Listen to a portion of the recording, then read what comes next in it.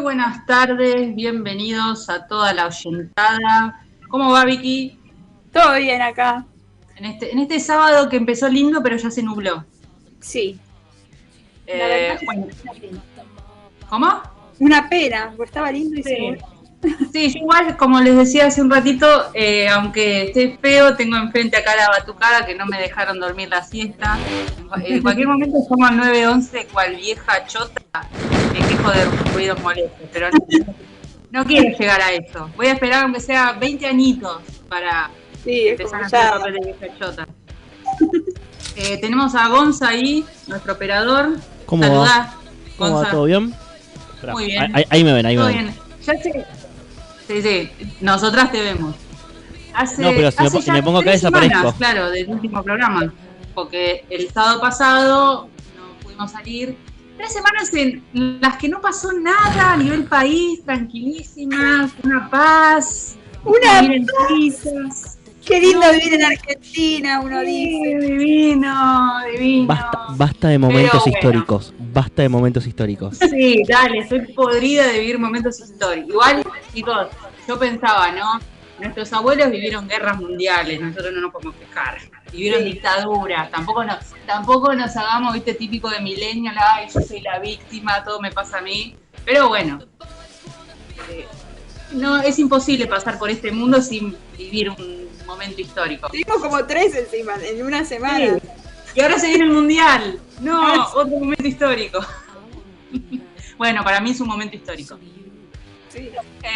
Hoy tenemos un programa especial. ¿Por qué especial? Porque lo vamos a dedicar a un cómic en particular que, si nos siguen en nuestras redes sociales, lo comentamos, que es Watchmen. Creo que todos los que... Bravo, muy bien, aplausos, muy bien ahí, Gonza. Bueno, creo que nuestros oyentes, si más o menos están en el mundo del cómic, aunque sea lo conocen de nombre o han oído hablar de la película o de la serie, pero Watchmen es un cómic recontra importante dentro de la industria. Entonces, hoy para hablar de Watchmen dijimos, vamos a traer a alguien que sabe del tema. Y es nuestro invitado, que ahora lo presento, el Bru en las redes sociales. Bruno, bienvenido, aplausos. Hola. Muchas gracias por venir, como dice la Sasha. Bruno lo presento, para que los que no lo conocen, está muy bien.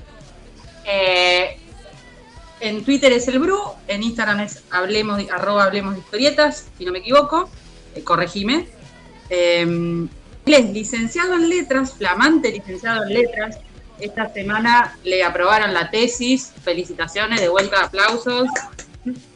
Una carrera hermosa, letras. Y precisamente su tesis fue sobre Watchmen. O sea, imagínense si no sabe del tema. Es, creo que, una de las personas que más sabe de Watchmen en el país, en el planeta. Pues ya está, ya si vamos a tirar flores, vamos a tirar flores bien. Ya está poniendo la vara muy arriba. Sí, no te quiero poner presión.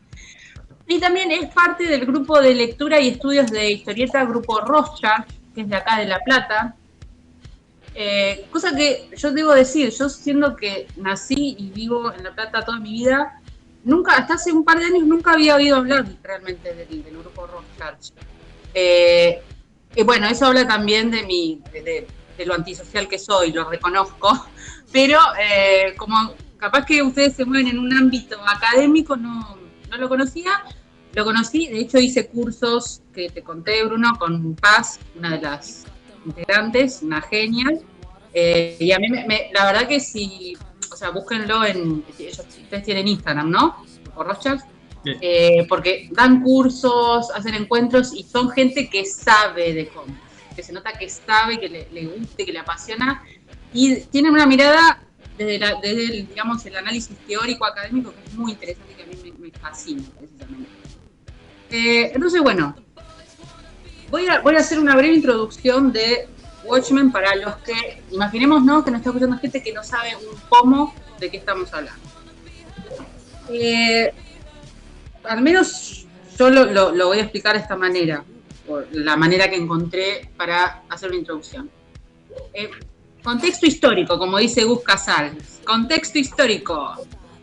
1986, año clave para el cómic como género, el cómic como industria, porque se publicaron tres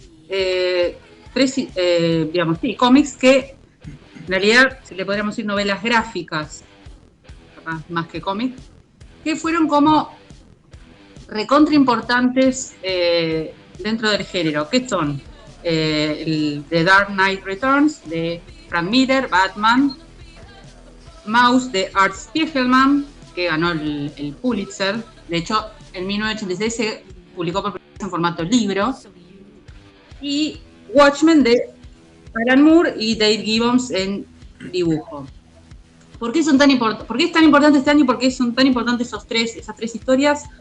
Porque digamos que subieron la vara en cuanto a lo que se podía contar en las historietas como medio. O sea, toda esa aura que hoy en día tienen a veces las historietas como de prestigio, de arte, se da con esas, me parece a mí, como la clave son esas tres historias.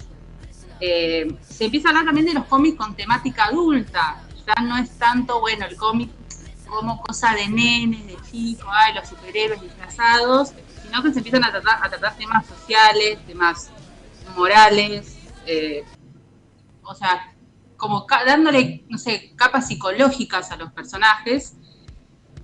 Y Watchmen es un ejemplo de eso. Creo que se puede decir que es el ejemplo más claro de todo esto que dije. Voy a hacer también como un breve resumen del argumento. En Watchmen se nos presenta una realidad alternativa en 1985, donde hay distintos, por ejemplo, hechos históricos que han sufrido cambios. Por ejemplo, Estados Unidos ganó la guerra de Vietnam. Sigue estando una guerra fría entre Estados Unidos y la Unión Soviética, pero ¿cuál fue el punto de divergencia para que esa realidad, esos hechos históricos hayan cambiado? La presencia de superhéroes, o como se le dice en la historieta, los vigilantes. Para cuando empieza la serie, la historia empieza cuando es asesinado uno de estos se puede decir, vigilantes, porque ya para ese entonces se habían prohibido por ley, ¿no? Otra vez esa temática del Estado permitiendo o prohibiendo a los superhéroes, que ya se ha visto en historias posteriores. Entonces están los que trabajan clandestinamente, los que se han retirado y los que trabajan para el gobierno. A partir de la muerte del comediante se empieza a desencadenar toda la historia, empezamos a conocer otros vigilantes que habían trabajado con él, y sobre todo el hilo conductor hay como una gran conspiración que los personajes se están tratando de desentrañar, qué es lo que está pasando.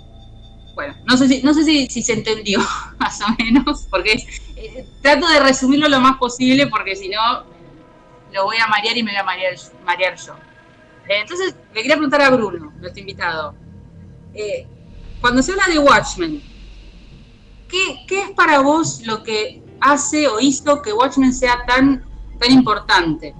Que sea como uno de los cómics que siempre salen en las listas de 10 cómics que tenés que leer antes de morir, siempre va a estar Watchmen.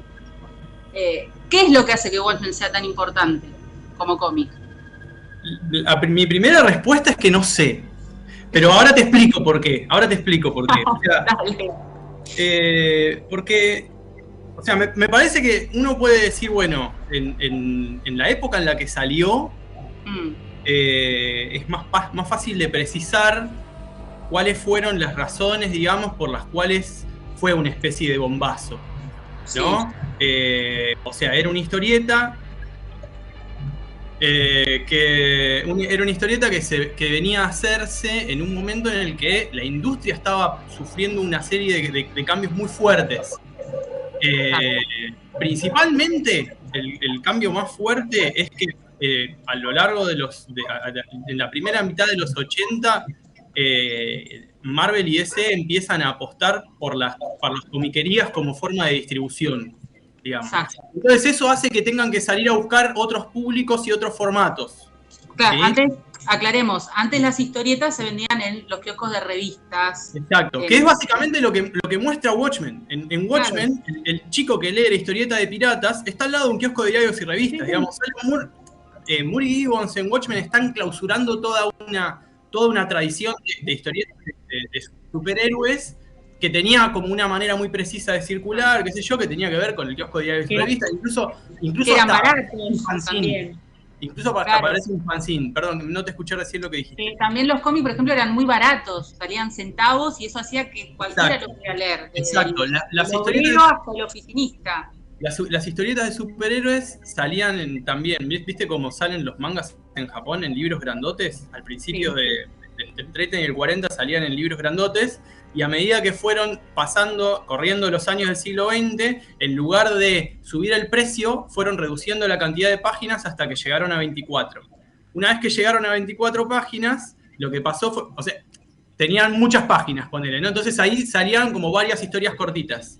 Y eso fue reduciéndose, y cuando llegaron a 24 páginas dijeron, bueno, acá tenemos una extensión suficiente como para contar una sola historia más o menos larga. Claro. Eso también fue. Y después, después empezaron a subir el precio. En los 60 y los 70 empezó a subir el precio de tapa. De hecho, Watchmen, cuando se publica en el 80, es una historieta de un precio un poco más caro, pero porque aparte tiene como 30 y pico de páginas cada revistita.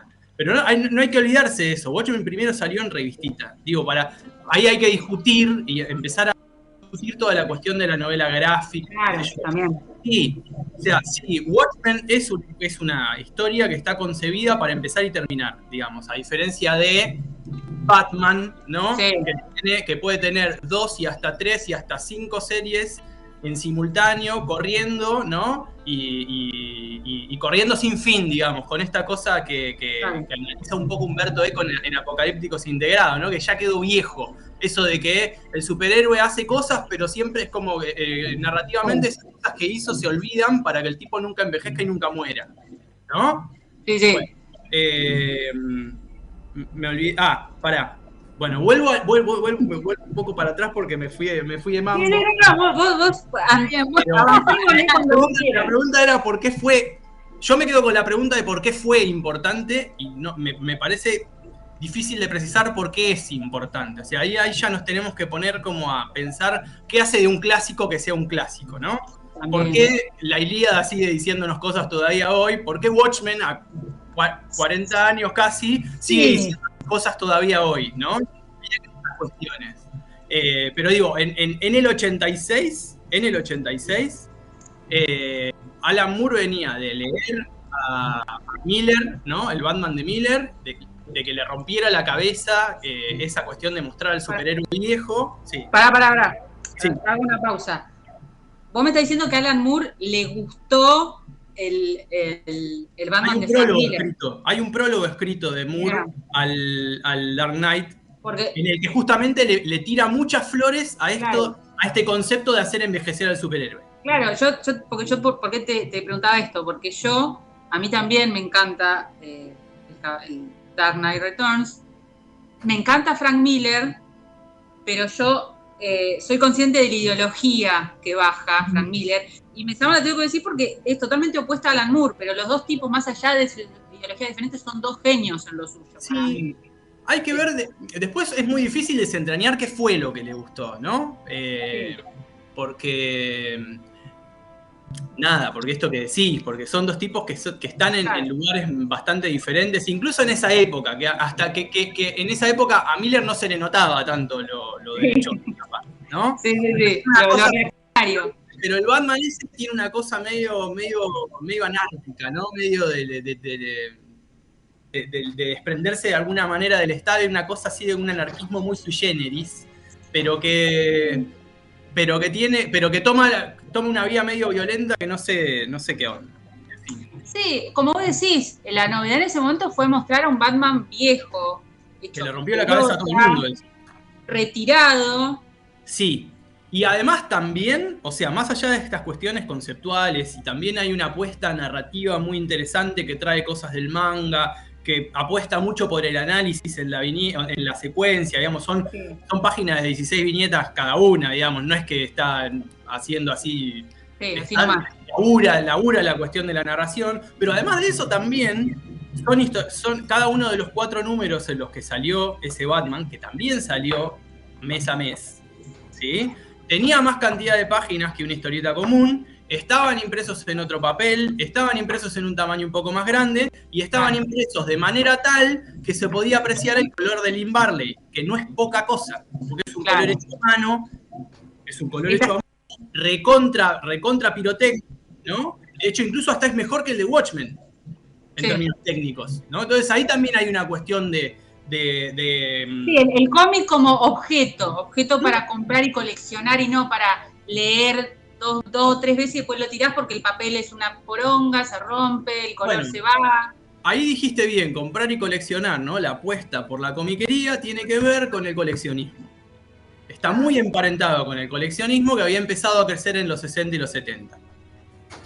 La bocha ahí es bastante corta, digamos, ¿no? Los tipos se dan cuenta de que el kiosco de diario y revista ya no les rendía y empezaron a meterle pata a hacer funcionar un sistema de distribución alternativo. Las comiquerías, por un lado, ¿sí? que habían empezado a finales de los 70 y se consolidan en los 80. Después les inventan un sistema de distribución que yo no entiendo, que tienen los yankees, que por ahí la historieta tiene fecha de tapa septiembre del 87 y salió como 5 meses antes. Yo no sé. Sí, medio raro. Pero aparentemente eso les extiende el tiempo de... No sé, yo no entiendo. Pero bueno, ahí hay una cuestión también, ¿no? Y es... que los tipos le encajaban a la comiquería los números y chau, tipo la venta en firme, ¿no? Claro. Distinto del kiosco de diarios y revistas, que el tipo si no la vende te la devuelve. ¿Y qué haces con los números viejos? Digo, por esto la apuesta por el coleccionismo, porque vos el uno de Batman lo tenés y te queda ahí, en la comiquería. Claro. Sí, aparte lo que vos decías de ese cambio que se empieza a dar en los 60, de que las revistas tienen menos páginas. Eso también era porque yo pienso en Marvel, cuando Stan Lee crea Los Cuatro Fantásticos, después crea Hulk, después crea Spider-Man, después crea X-Men. Eran personajes muy definidos que se merecían tener cada uno su propia revistita y su propia colección, y no juntar a todos porque si no, no se iba a entender nada.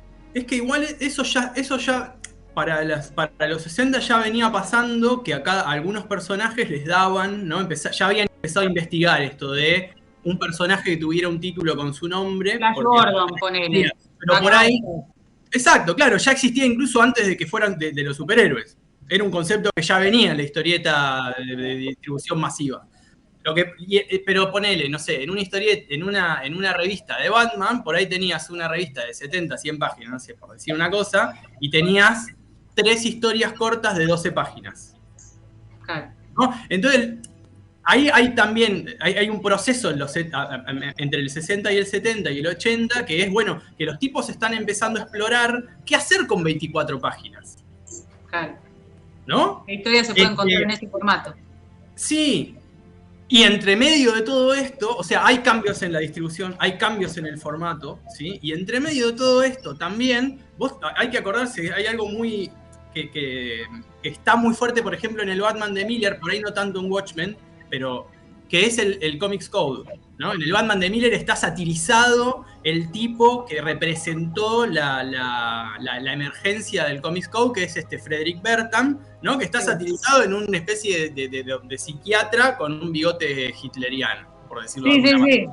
En Watchmen el tipo ese no está, pero uno, o sea, lo que uno entiende es que el deshielo del Comics Code, que ya había empezado en los 70, digamos, creo que hubo yo ahora no recuerdo bien, pero me parece que fue un número de Spider-Man en el 70 y pico, que incumplía una de las normas del Comics Code, no me acuerdo si era porque pues se drogaba algún personaje y no se podía. Yo me acuerdo, eso Stan Lee lo contó en un documental, que era un chico que se drogaba y Spider-Man lo salvaba, creo que de caerse de un edificio porque estaba re loco, pero claro, Stan Lee lo trató el tema como diciendo, miren los peligros que trae drogarse, la droga es mala. Claro. Y él contó que al final eso lo terminaron como felicitando. El mismo ¿Pero qué pasó ahí? Diciéndole, no, está bueno porque es como para decirle a los chicos, que eran los adolescentes, que eran el target que leían Spider-Man, decir, no, fíjate que no está bueno drogarse. Bueno, es que no te drogues tanto. Lo más probable es que el tipo lo haya hecho con las mejores intenciones, pero cuando el chabón presenta el número para la revisión del organismo censor, porque el Comics Code, digamos, lo manejaba un organismo censor, que por otro lado estaba gestionado por las mismas empresas. O sea, no es que venía alguien de afuera, eran Marvel, DC y 2 o 3, no sé cuántas empresas más, eran poquitas y cada vez menos. Se vigilanteaban entre ellos, digamos, la aplicación de las normas. Era una cosa medio tremenda, ¿no? Le dieron de baja el número y el tipo dijo, mándalo igual. Sí. ¿No? Para finales de los 70 ya no importaba, esto es lo importante, para finales de los 70 ya no importaba que una historieta tuviera el sello de aprobación de la Comics Code en la tapa. Claro. Eso se dieron cuenta. Y entonces, ¿por qué se dieron cuenta? Porque la gente empezaba a querer otras cosas, porque ya estaban embolados de que siempre ganaran los buenos, de que nunca hubiera sangre. No, había una cosa también interesante en el Comic Code. Hay que también pensar algo. En los 60 fueron la década hippie, amor y paz, los movimientos civiles, y en los 70 todo eso se terminó, y es bueno, la realidad es esta, macho. Sigue la guerra de Vietnam, siguen los quilombos, sigue el racismo. No nos olvidemos que, por ejemplo, la gran mayoría de los, pienso en Marvel, ¿no? La gran mayoría de los superhéroes, donde transcurre todo, en Nueva York. Nueva York en los 70 era un desastre, una de las ciudades más violentas del mundo, corría la droga, mataban gente todos los días, la inseguridad. De ahí, por ejemplo, emerge Punisher, por ejemplo. No es casual que lo hayan creado en ese. Punisher es como el emergente de esa sociedad violenta. Y como sí, aparte ya esos nenes que en los 60 leían historietas, ahora eran adolescentes jóvenes. Claro, eran Alan Moore.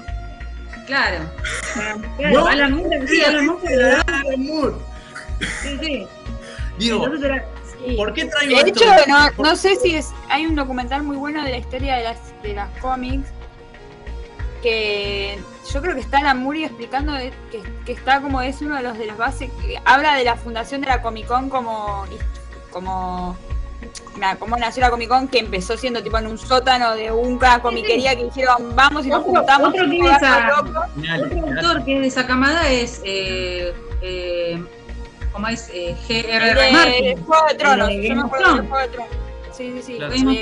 Martin es un tipo también de la edad de Alan Moore. Era un nerd que se la pasaba leyendo historietas, y él cuenta cómo se empezaron a contactar con las cartas de lectores que se publicaban en ese momento en las revistas de Marvel. Él incluso cuenta que es muy tierno, que le escribió una carta a Stan Lee y a Jack Kirby sobre un número de los 4 Fantásticos, que pone: queridos Stan y Jack, el número 5 es lo mejor que he leído en mi vida. Y él cuenta eso, de que empezaron comunicándose por ese medio, y después dijeron, bueno, vamos a hacer una reunión en Nueva York tal día. Alguien puso, bueno, tal día, tal hora, nos reunimos todos los fans, vamos y vemos qué onda. Y sí, y así, eso fue como la proto Comic Con. Y después se empezaron a hacer cada vez más grandes, se empezaron a hacer convenciones que las mismas editoriales empezaron a fogonear. Bueno, vení, que están todos los superhéroes disfrazados, tipo Trencito de la Alegría, vendían los cómics, vendían merchandising, empezaron a ver el negocio, obviamente. Y si ahora ya sí, no, pero sí, se da en esa generación de que, bueno, ya somos grandecitos, ya no queremos leer solamente el bueno pelea contra el malo y gana y... Pero es que además, perdón, el ya somos grandecitos es algo material en términos del público lector. O sea, en los 80, a principios de los 80, los consumos de los chicos ya estaban en la tele, estaban en los jueguitos que había salido de la Nintendo, estaban en el cine, habían empezado a estar en otro lado, entonces también había crecido en términos materiales la edad del público lector. Entonces no podía seguir contándole la misma historia que antes. ¿Por qué traigo lo del Comics Code? Porque Watchmen arranca con un charco de sangre. Más allá de la significación de la mancha de sangre en el smiley, qué sé yo, quiero decir, también hay algo que es como que tiene razones muy precisas en el momento en el que se publica Watchmen. Aparece un charco de sangre. Nunca se pudo mostrar sangre en una historieta antes. No sé si es tan tajante, no sé si antes de Watchmen no se mostraba, pero es un charco de sangre. Sí, inicia con un asesinato, con la policía investigando un asesinato. Y es un superhéroe que se acaba de morir, claro, es como muy puntual eso, ¿no? Por otro lado, no es la primera vez que pasa, o sea, meses antes se había publicado Crisis en las Tierras Infinitas, que es una carnicería.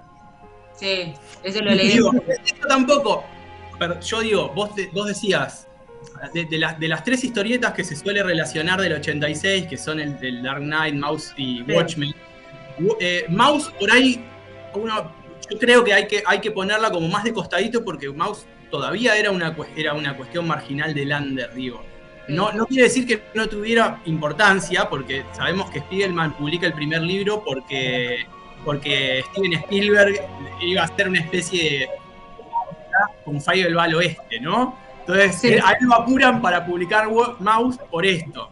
Y la primera parte, o sea, Mouse se termina de publicar en el 91. O sea, es medio rara la historia de publicación de Mouse y entonces yo lo correría.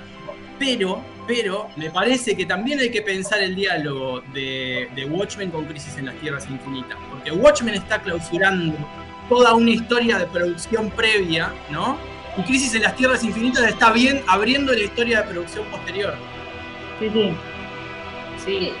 Crisis en Tierras Infinitas, al menos lo que yo tengo entendido, es que también nace por un tema de que ya a DC se le habían juntado se le habían superpuesto demasiadas historias. Tenías una Tierra 1, una Tierra 2, una Tierra 3, tenías 3 Batmanes, 2 Supermanes, 4 Mujer Maravilla, 3 de jamón y queso, 2 de choclo, era un quilombo. Y dijeron, bueno, tenemos que hacer un evento que una todo, pero que lo unifique al mismo tiempo.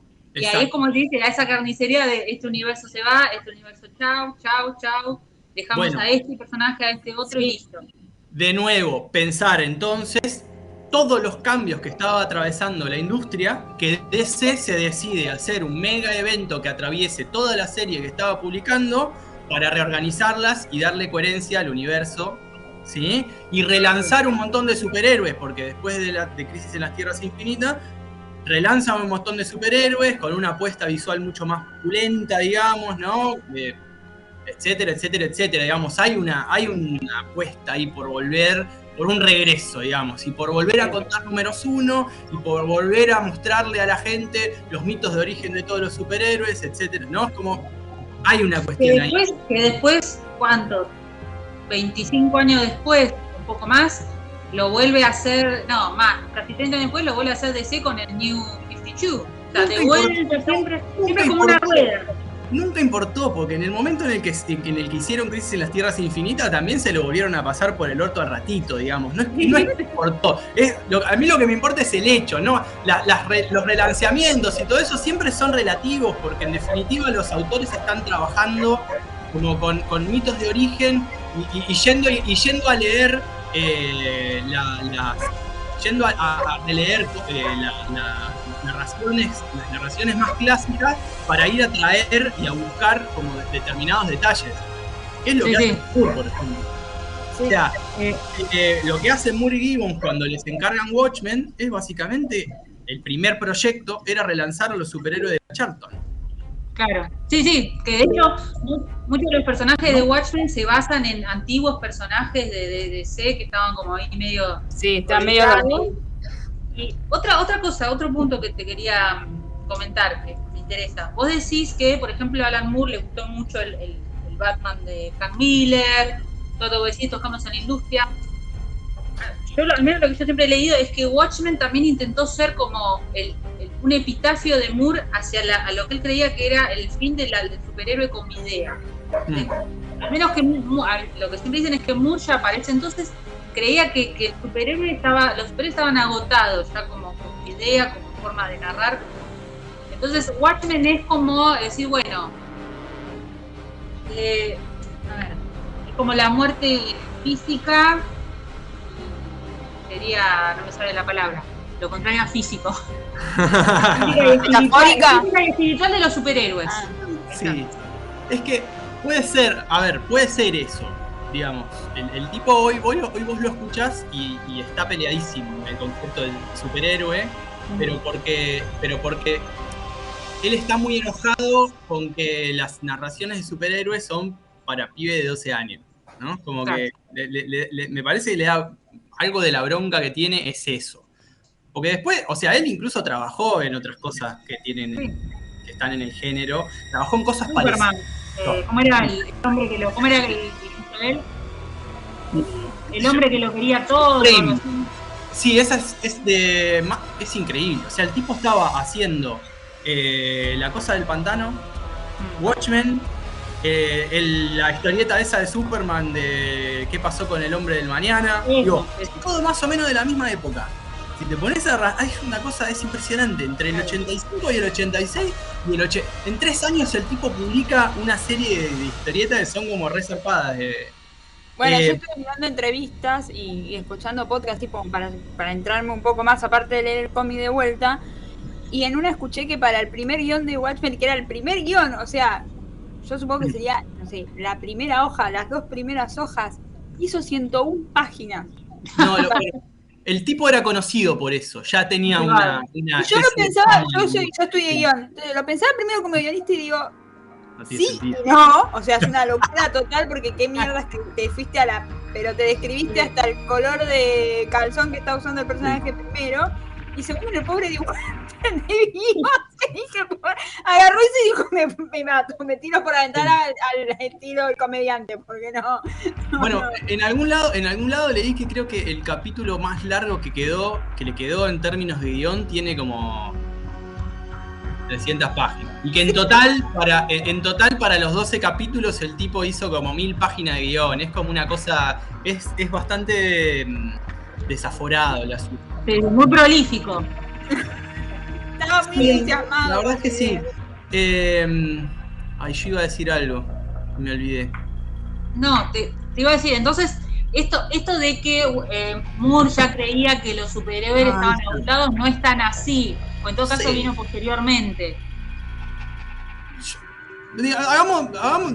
Separemos de lo que dijo Moore de lo que quizás quiso hacer Watchmen, ¿no? Porque yo no sé, digamos, después, porque el viejo puede salir a decir, es un tiracuete, digamos, un tipo, es un petardista, el tipo sale, le gusta salir a bardear. Yo digo, es un viejo malarriado. Sí, pero lo fue siempre, digo, el tipo siempre tuvo intervenciones críticas como importantes. De hecho, hace poco creo que dijo que los fanáticos de las películas de superhéroes son todos unos pelotudos, básicamente, dijo. Son unos estúpidos que les gustan cosas para chicos, qué sé yo. Igual yo lo amo. Igual ahora ya está viejo y muy mal arriado, andás a ver. Capaz sigue siendo más, perdonen, voy a hacer un chiste, sigue siendo más lógico que la Raulín, que es más joven. No, lo que sí iba a decir es esto, que por ahí Watchmen sí funciona como una forma de clausura. Que es esto que te decía antes, que Watchmen clausura la manera de ser superhéroe en los 60, en los 70, ¿no? O sea, hay de hecho lo narra, lo pone, lo muestra, ¿no? Porque vos tenés, por un lado, a Rorschach, ¿no? Sí. Esto es lo que a mí me gusta mucho. Por un lado lo tenés a Rorschach, que es un tipo todo lo que quieras, con todos los problemas psicológicos que quieras que tenga, que trabaja en la clandestinidad, etcétera, etcétera. Rorschach dice, vamos a buscar pistas. ¿Y qué hace? Te mete en un bar de mala muerte a quebrarle los meñiques a cualquier borracho que se cruce preguntándole, ¿qué sabes? ¿No? Sí. Hace eso. Sí. No tiene sentido, pero hay una cuestión muy física ahí de salir a buscar salir a buscar, ¿no? Una acción directa, salir a buscar informaciones, interrogar borrachos y quebrarle los dedos, torturarlos hasta que le dicen algo. ¿Quién está del otro lado? Adrian Veidt. ¿Qué hace Adrian Veidt para manejar información?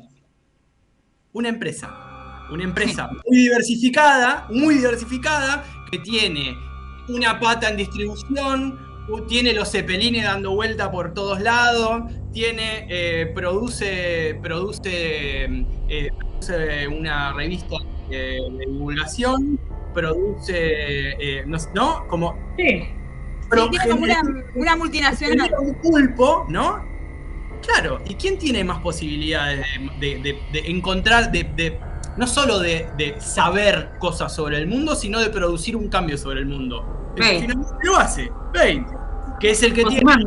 Claro, entonces ahí aparece, ahí está como poniéndose en primer plano, que el superhéroe viejo que salía a fajarse con ratero ya no sirve. Claro. Al lado de Adrian Veidt, el Superman del 39, el Batman del 40, que salía a pegarle una piña al raterito que había pungueado una cartera en una esquina, no tiene nada que hacer. Digo, y después encima está Doctor Manhattan, hay como una escala ahí. Después está Doctor Manhattan, que es directamente, ¿no? Dios. Es otra cosa. Claro, es otra cosa. Ahí tenés al tipo poniendo, digamos, en un personaje que era como hacer un superhéroe recontra desaforado, que ya lo había hecho en Miracle Man, que ya lo había hecho en La Cosa del Pantano, porque La Cosa del Pantano también termina siendo una especie de deidad del bosque, ¿no? Que puede hacer casi todo, sí. Y de hecho... En realidad me parece que lo que quiere decir Moore es, bueno, ¿para qué lado pueden virar un tipo al que le das poder por encima de la justicia, poder por encima de la policía, poder por encima de la sociedad misma, que vos le das ese permiso? Después están las preguntas éticas, sí, claro. Después están las preguntas éticas, ¿no? En Miracle Man, por ejemplo, el personaje que es el Ubermensch, ¿no? Hay una cosa muy nietzscheana en el Miracle Man, termina instaurando una especie de dictadura anarquista del mundo, ¿no? Hay como una especie de programa anarquista de reducir los países a comunidades más manejables, que todos, ¿no? Como, bueno.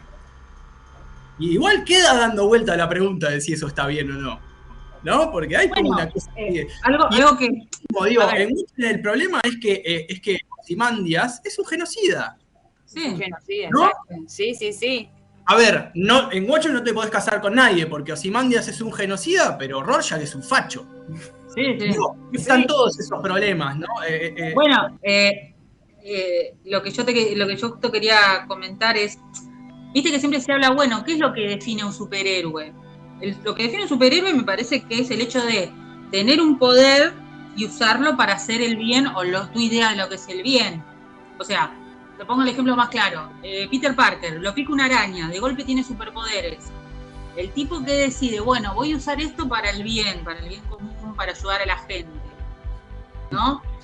Por eso siempre yo tengo ese conflicto con Batman. Porque yo digo, pero Batman, ¿cuál es el superpoder de Batman? Dicen, no, es el mejor detective del mundo. Bueno, macho, pero entonces Sherlock Holmes también es un superhéroe, y no es un superhéroe. O sea, lo de Batman no pasa por el hecho de que es el tipo más inteligente del mundo, porque es un buen detective. Es la decisión de él de decir, quiero combatir el mal. ¿Usando qué? Usando los recursos que tiene, que es guita y su inteligencia y su fuerza física. No más que eso. En el caso de Watchmen, justo vos hablabas de Rorschach, hablabas de Ozymandias, el único que tiene un superpoder real es Manhattan y le chupa un huevo usarlo o no. O sea, precisamente él que tiene el poder para manejar el planeta está más allá de los hombres y de la humanidad. En cambio, de hecho está cansado como de la humanidad. Claro, y sí, porque precisamente Manhattan lo mira desde afuera, porque ella no es humano, ya es un super ser. Y en todos los demás, Rorschach, Ozymandias, Espectro de Seda, ninguno tiene superpoderes. Ellos dicen, yo quiero ser un superhéroe, quiero ser un vigilante, me pongo un disfraz, no sé, uso mi fuerza física, uso mis juguetitos para, no sé, para volar, para espiar gente, y después, bueno, tienen el aval de la sociedad y del Estado para hacer lo que quieren, hasta que no lo tienen más. No, claro. Pero en ese sentido, ninguno es un superhéroe clásico. No pueden volar, no pueden...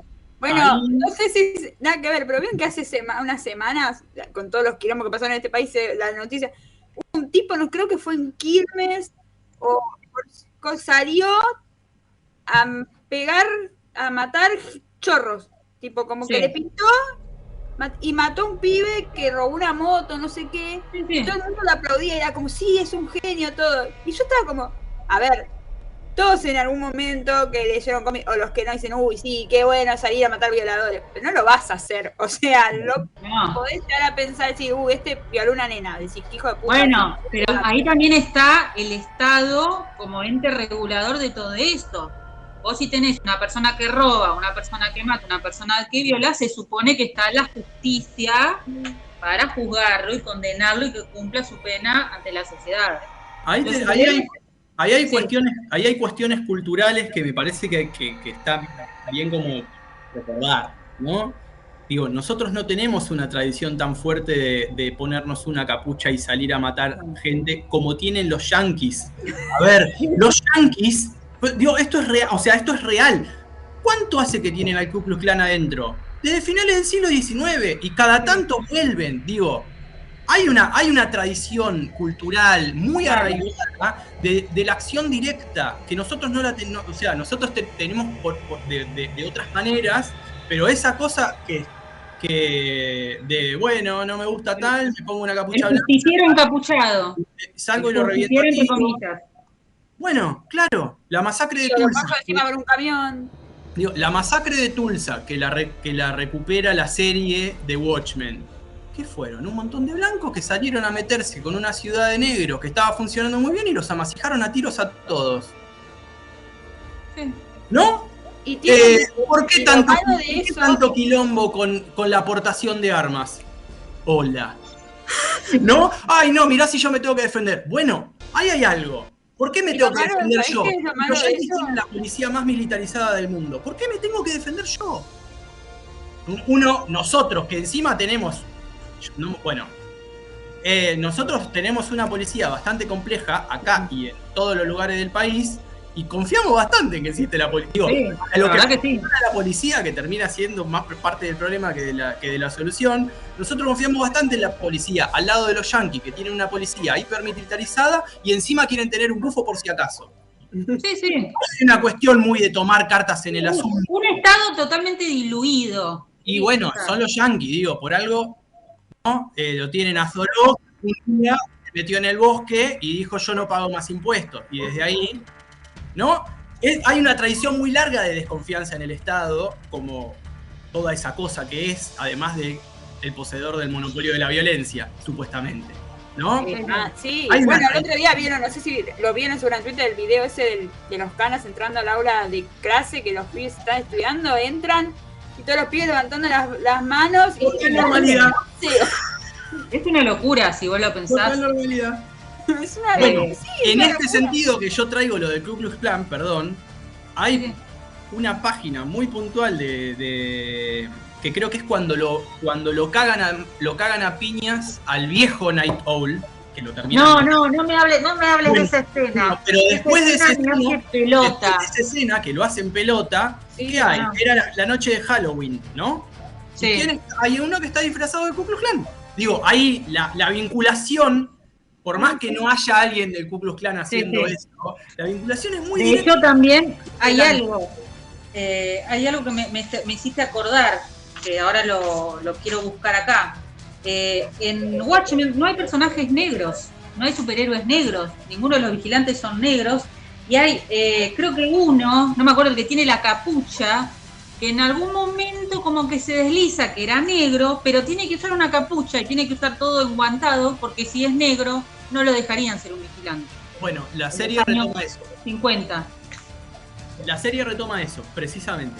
Mirá, la tengo que ver, esta serie. Sí, no, yo yo sé decía, la muerte del viejo Night Owl creo que debe ser una de las escenas de cómic que más me hace pelota, pero a niveles, creo que junto con la escena del Eternauta, viste, al final, y no es spoiler, chicos, porque tuvieron 70 años para leer el Eternauta, no me importa.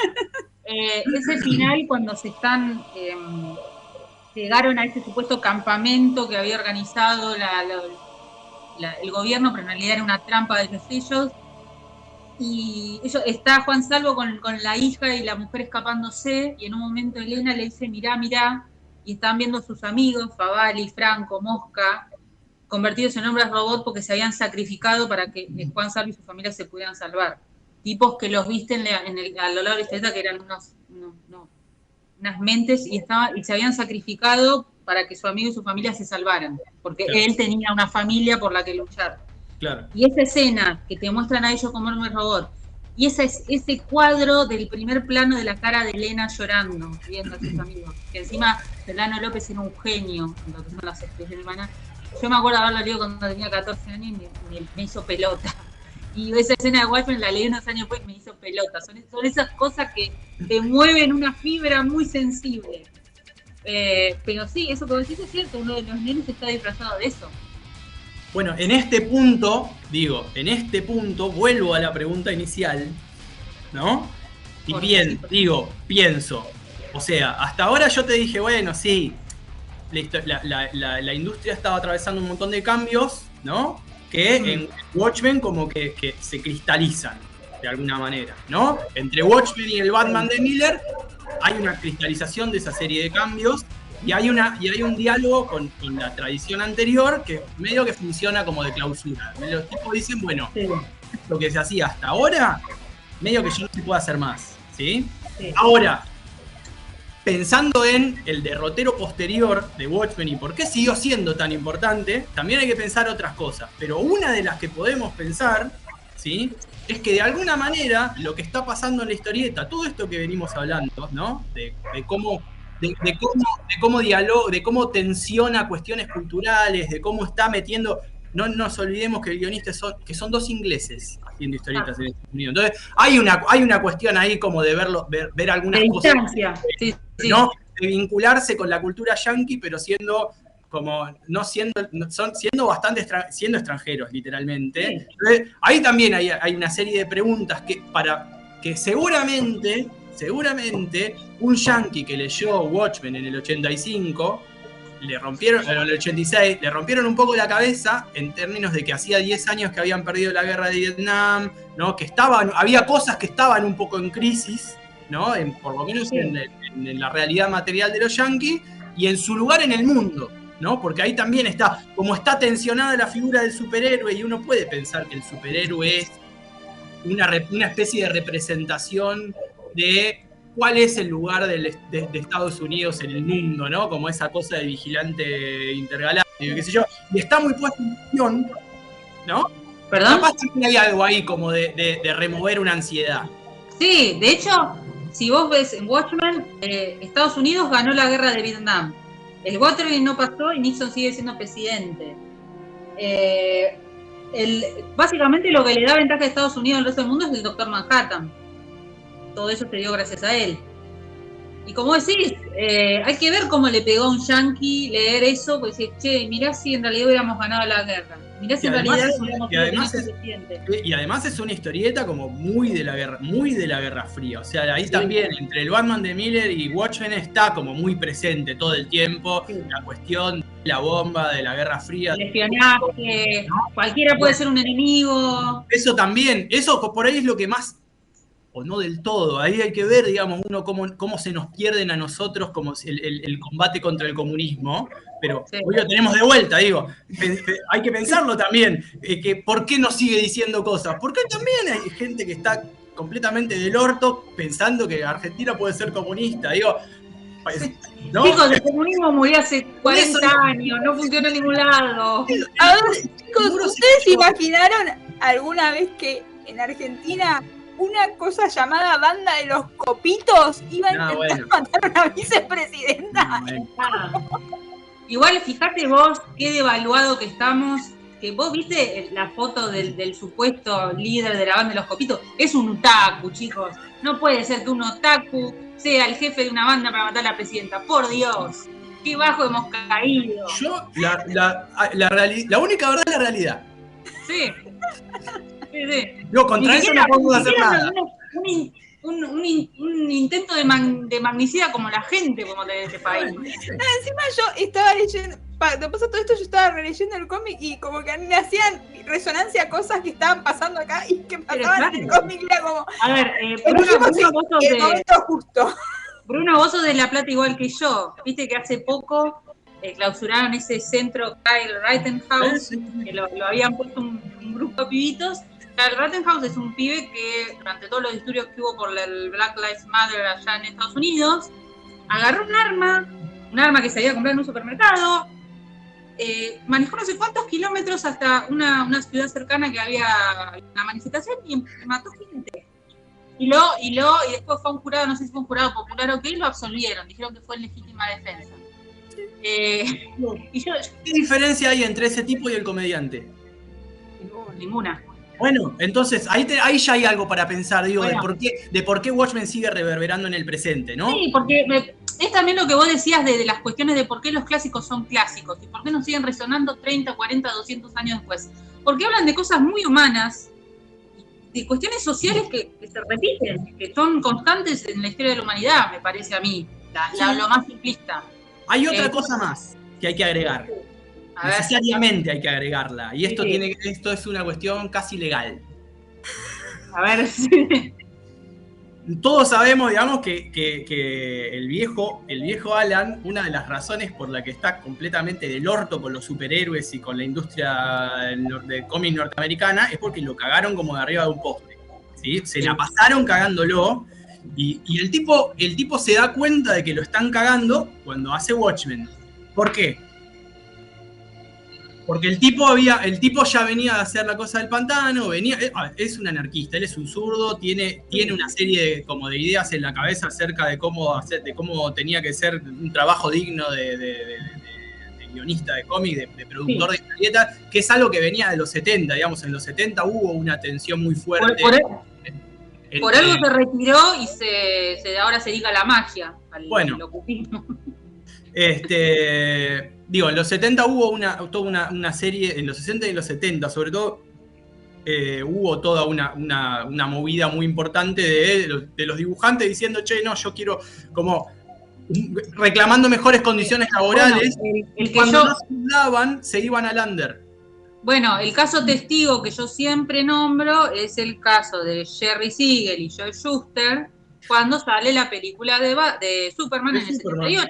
Bueno, fue Neil Adams, descansa en paz, el que como cabeza de, no sé si era lo que sería el sindicato de dibujantes, dijo, no, pará, estos tipos son los creadores de Superman, no pueden no recibir un mango mientras la editorial se llena de guita, y ellos eran tipos que todavía tenían 70, como 60 años, todavía tenían que seguir trabajando, no podían jubilarse porque no tenían un mango. Recién en esa época empieza el juicio y para principios, mediados de los 80, falla el juicio, el juez falla, no sé si a favor de Siegel y Shuster, pero digamos, pongámosle muchas comillas, que DC igual creo que el juicio terminó como en los 90, pero me parece que me parece que reconocen de las películas. La justicia había dicho era que está bien. DC y Warner se pueden quedar con los derechos, pero que DC tenía que pagarles una pensión, pagarles un seguro social, o sea, básicamente no dejarlos tirados. Sí. Y creo que después los hijos de ellos tenían un arreglo. Lo que terminan resolviendo es que les paguen por lo que ellos inventaron. Entonces, si Superman usa la capa roja, DC le tiene que pagar, es como que ahí como que se fracciona el concepto Superman, y lo que inventó Siegel se lo pagan a Siegel, y lo que inventó, no sé, claro,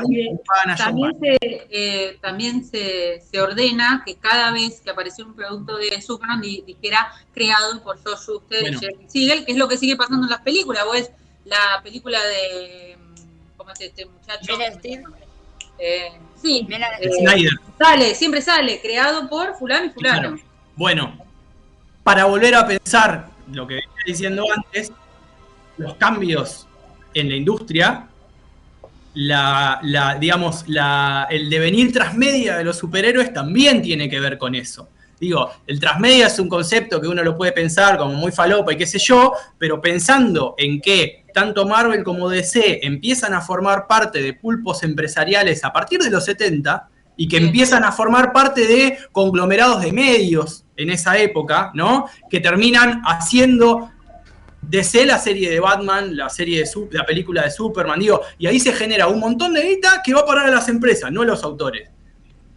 Entonces, en ese derrotero de que los autores se dan cuenta de, che, acá me están recagando, ¿sí? Uno puede pensar, bueno, en el 85, 86 viene Alan Moore y dice, bueno, yo voy a hacer esta historieta, pero yo quiero que cuando la historieta salga de imprenta, los derechos vuelvan a mí. ¿No? Esto ya venía, como les decía, de toda una serie de tensiones, de tironeos y qué sé yo, y de concesiones también. En los 80, DC y Marvel tienen que hacer concesiones a los autores como para decir, bueno, está bien, contá esto, hacé lo otro, qué sé yo, como les dan un poco más de libertad, porque también se dan cuenta de que si les dan más libertad les hacen cosas piolas.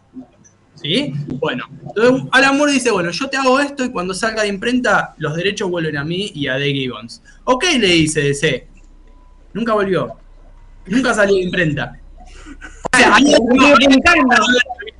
algo para ver. Que como Watchmen, Watchmen nunca salió de imprenta. Entonces, ¿cómo haces para seguir conservando los derechos de esa historieta? Que en el 85 fue buena y no fue la mejor.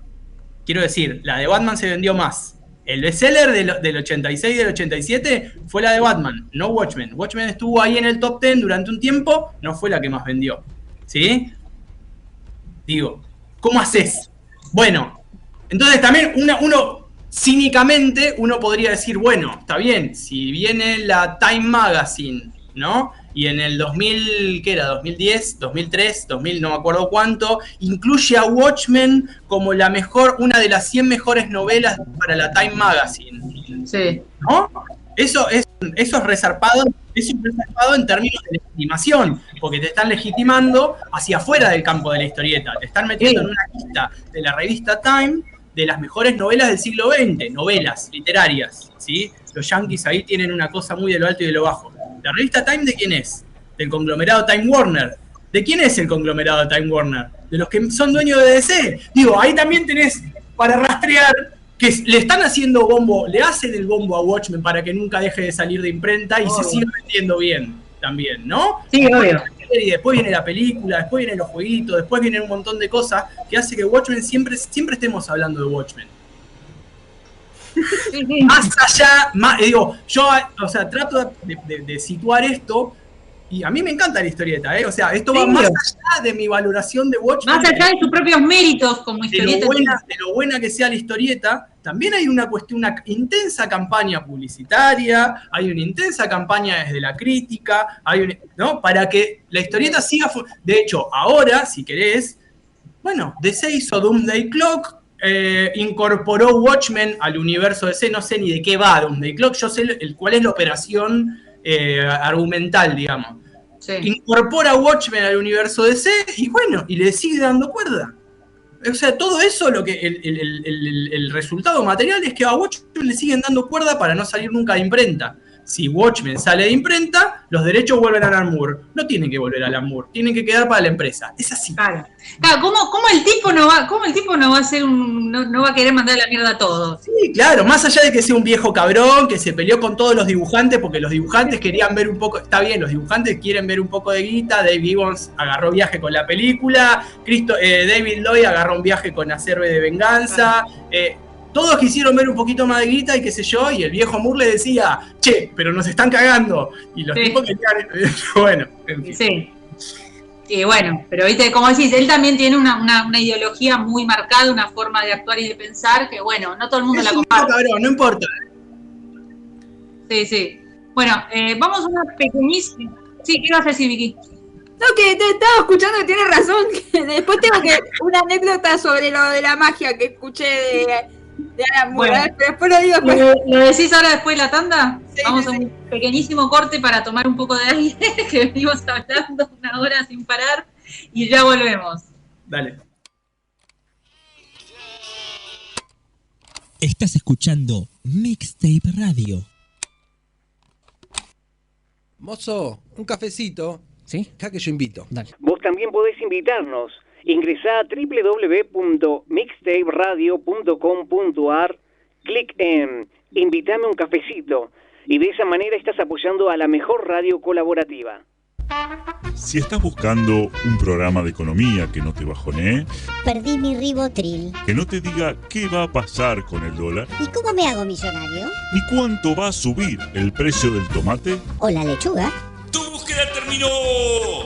Dos tipos de cambios son Pablo Mira y Gerardo Rovner. Ellos están todos los jueves de 20 a 21 por mixtaperadio.com.ar. Link. Servicios y redes. La más amplia oferta en venta de hardware, mantenimiento y abono para empresas, servicios Windows y Linux, equipos de video y seguridad. Visítanos en Avenida Gaona 1429, Ciudad Autónoma de Buenos Aires. O llámanos a los teléfonos 4581-6360 o 4581-6702. Nuestra web www.linksite.com.ar.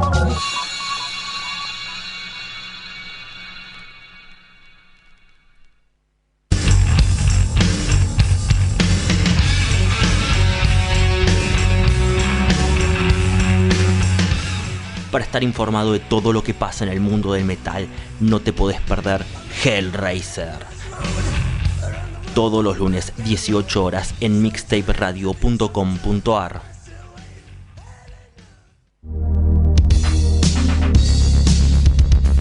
¿Te gustan los juegos de mesa modernos o te interesaría conocerlos?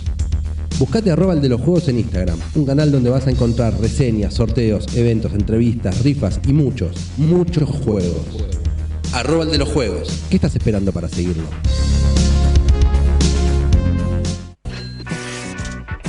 ¿Querés llenarte de guita como el comandante Ford? Publicita en mixtaperadio.com.ar. Mamá, cortá el pistola a la noche.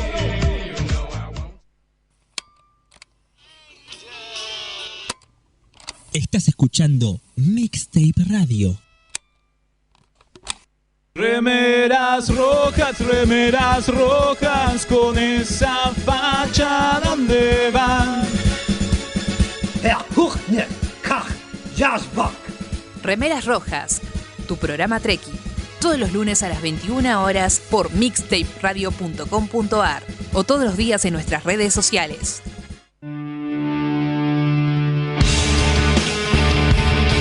¿Te gusta Keanu Reeves?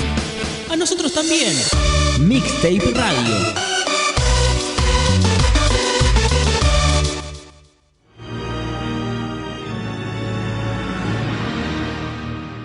Bueno, acá volvimos de la tanda, igual seguimos hablando de la tanda, no paramos de hablar, pero a ver, fue todo muy interesante lo que ya contamos. Yo quiero ir ahora más al cómic en sí y a los personajes en sí. ¿Qué es lo que quiere decir Moore con cada personaje? Porque como vos dijiste recién, están muy diferenciados. Tenés, por ejemplo, a Ozymandias, que es como que el tipo quiere ser un salvador de la humanidad y usa todos los recursos económicos que tiene, bueno, los propios, que es muy inteligente. Y después tenés al Dr. Manhattan, que sí tiene todo el poder por sí solo, pero le chupa un huevo. No lo quiere ni usar, no le importa. Sí. Eso filosóficamente también es muy interesante. Después tenés, todos los demás que son ahí como intermedios. Sí, yo, a ver, no sé qué quiso decir el viejo, ¿no? Esto de que lo que podemos ver nosotros es lo que hay en la historieta, ¿sí? Hay un montón de mediaciones ahí.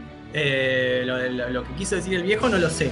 Digo, primero hay que pensar ahí que está, o sea, la manera de construir a los personajes está como retomando una serie de demandas que hay en el fandom desde hace muchísimo tiempo. Digo, yo siempre jodo con esto, pero esto de que Stan Lee quería hacer lo de los superhéroes con superproblemas, ¿no? Sí.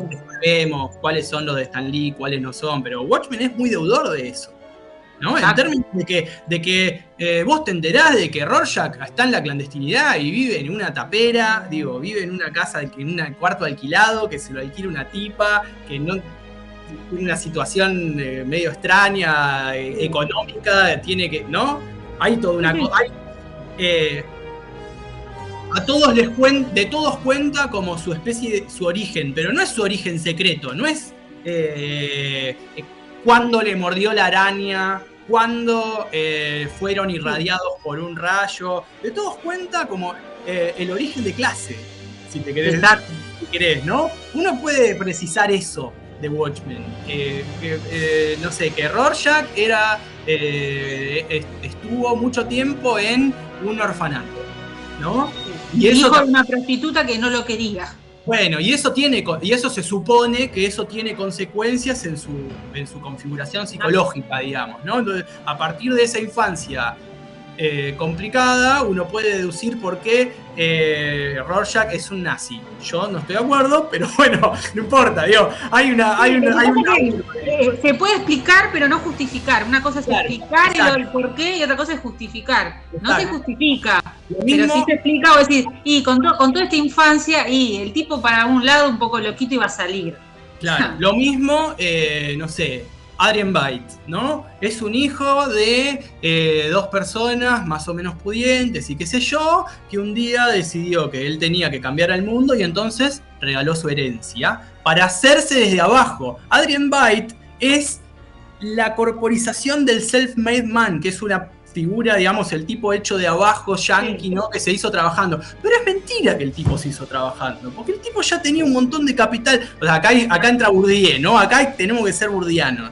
El tipo ya tenía un montón de capital cultural, social, etcétera, etcétera, incorporado. Entonces no arranca de abajo. Me estoy acordando de un ejemplo nacional de un empresario de una empresa de venta de productos. Bueno, claro. Que empieza con, le voy a decir las iniciales de ML. Tranquilamente podría ser. Como, no, este tipo hizo. El tipo viene de una familia de guita, siempre tuvo capital para hacer lo que se le canta del orto, y le compré la idea a Amazon. No me jodan. Y le protegieron. Es la leyenda en Estados Unidos, le dicen el entrepreneur, que te venden como que yo soy entrepreneur y empecé, viví una vida de mierda y no sé qué, y después cuando le bien que empieza desde abajo de cero y logra hacer un imperio, hay muy pocos ejemplos. Por eso traigo a Bourdieu, porque los capitales no son solamente monetarios, y aun cuando el tipo haga toda la pantomima, estamos hablando de Adrian Veidt, aun cuando Veidt haga toda la pantomima de regalar todo lo que tenía y volver a hacerse de abajo, no está empezando de abajo. No está empezando de abajo, ¿sí? Hagamos este ejercicio. Ponerlo a Adrian Veidt desde que nació a vivir la vida de Rorschach y ponerlo a Rorschach a vivir desde que nació la vida que tuvo Adrian Veidt. Vamos a ver si son las mismas personas. A ver, no se van a hacer. Hoy lo dijimos, en Watchmen no hay superhéroes negros. No. Bueno, si Adrian Veidt fuera negro, ¿qué? Digo, para hacerle preguntas a la historieta también estamos, ¿no? Sí, si Adrian Veidt fuera negro, no podría haber hecho todo lo que hizo. No. Bueno. ¿Cómo es? Ay, sí, que te... Iba a decir algo y se me fue. De hecho, también pasa mucho que Rorschach es un personaje muy mal interpretado en el sentido de que se lo pone como qué capo Rorschach, y no es ejemplo de nada. Es lo que yo te decía, lo podés explicar, pero no podés justificar. Y no, a ver, Rorschach es un tipo que está mal de la cabeza. Ahí hay una trampa muy grande. Digo, es una trampa tan grande que a veces hasta el viejo se arrepiente. ¿Viste que está esa anécdota de que se cruzó a uno que le dijo, che, yo me con Rorschach, y el tipo le dijo, alejate de mí?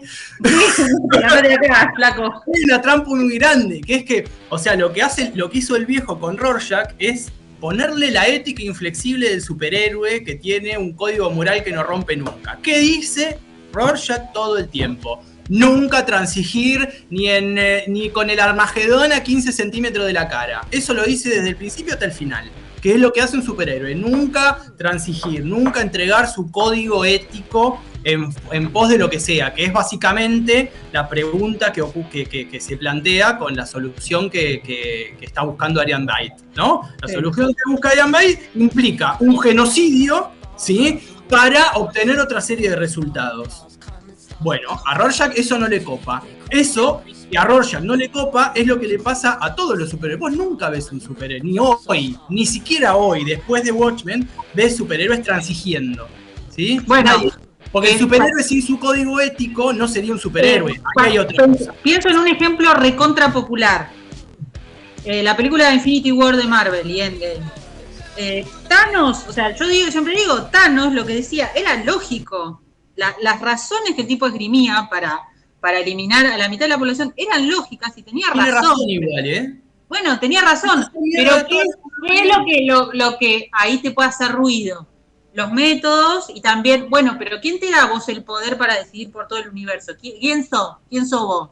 Claro. Y después están todos los superhéroes que son derrotados, pero que siempre intentan volver a derrotarlos, decir, no, tenemos que volver para atrás. Y yo he visto, bueno, si uno ve después las películas y las series que vienen después de Endgame, no sé si hacen tanto foco en las consecuencias que tuvo el volver, o sea, el deshacer el blip. Porque yo pienso, por ejemplo, ¿qué pasa con una persona que le había desaparecido, no sé, el marido, y en esos 5 años hizo el duelo, se volvió a casar, formó una familia y de pronto el marido aparece de vuelta? ¿Qué pasa con, no sé, un bebé que los padres habían desaparecido, entonces se lo da en adopción a otra familia, y 5 años después los padres aparecen y lo reclaman, por ejemplo? También, ¿qué va a pasar? O sea, yo me imagino, ¿no? En esos 5 años la gente que se habrá por él suicidado ante todo lo que pasó, ponerle una persona que vuelve y sabe, ¿dónde está mi familia? ¿Dónde está mi mujer? No, se mató porque pensó que se venía el fin del mundo. Claro. Y yo digo, pero pará, todo eso, los superhéroes no lo pensaron. No pensaron esos posibles escenarios. Era, no, tenemos que derrotar a Thanos. ¿Por qué? Porque Thanos es malo y nosotros somos buenos. Claro. Porque estamos haciendo bien a la humanidad. No sé hasta qué punto le hicieron bien a la humanidad. ¿Ya sabes en qué estaba pensando? Vos hablás sí. Y a mí se me vino al mente Sephiroth del Final Fantasy VII. Tiene esa misma... Él quiere destruir la ciudad ficticia del Final Fantasy VII porque piensa que todo el pueblo está corrompido y lo que tienen que hacer los personajes del juego es salvar a la humanidad y evitar que caiga el meteorito y dañar todo. Claro. Pero cuando jugás el Crisis Core, que es la parte anterior a lo que es la historia del Final Fantasy VII, yo digo... Pará, yo lo digo a Sephiroth, pero ahora que juego el juego y entiendo por qué llegó a pensar así, es como... Y al chavo lo agarraron, lo crearon, le dijeron que era... Es una rata de laboratorio, básicamente, lo usaron le inyectaron cosas, todo, es un monstruo porque él mismo lo asume. Y un poco, está bien que quieras volar toda la mierda. Claro. Como que te entiendo un poco. Es como decía recién Bruno, Rorschach es esa moral superheroica llevada al extremo, no transinge. Claro. No se ensucia. No. Claro. En el otro, digamos, en las antípodas está, como decía vos, Doctor Manhattan, que no le importa nada. Sí. ¿No? Que para él, claro, que para él él ve las cosas en una escala tan de lejos que lo que ocurre igual Doctor Manhattan también es una cornuda. O sea, también, digamos, ¿por qué termina agarrando viaje al final y diciendo, bueno, dale, vamos a pararlo a Byte? Por Laurie. ¿Por qué? Es por Laurie. Es una cornuda. Porque él le dice, bueno, dale, vamos, te voy a ayudar. Es un pollerudo. Sí, totalmente recornuda. Bueno, algo que yo quería, me acordé justo, ¿no? Que esto también es algo que se puede hablar a nivel muy general de los superhéroes. De cómo básicamente todos tienen problemitas, y todos tienen problemitas a nivel sexual. Una sexualidad totalmente sublimada. La única normal es Laurie. La única mujer del grupo es la única normal también. Porque es la más centrada de todo, la que observa las cosas más de una mirada más.